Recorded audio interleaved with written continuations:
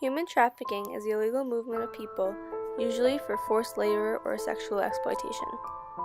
It has existed since the beginning of the Atlantic slave trade in the 15th century.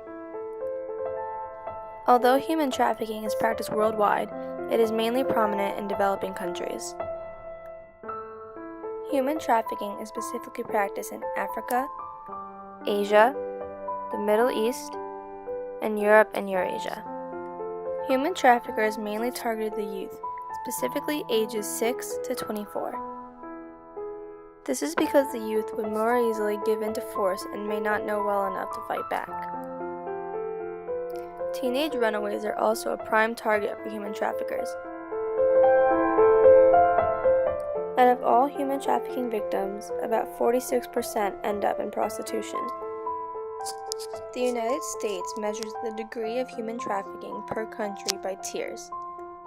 Tier 1 means the country's government acknowledges the existence of trafficking, has made efforts to address the problem, and meets minimum standards.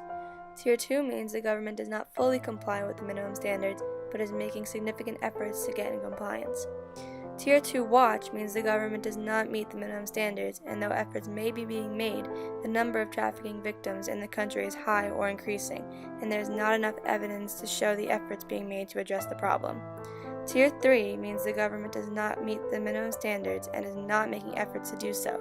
These countries could face possible United States sanctions if they do not increase their efforts and show evidence of doing so. Most Tier 3 countries are located in Africa. Mauritania has the highest estimated number of enslaved people per capita within the continent of Africa. These African slaves are used for labor, sexual exploitation, and organ harvesting. Today, the human trafficking industry generates about $32 billion and has about 20 to 30 million victims worldwide. However, the United States and many other countries are making big efforts to fight against human trafficking.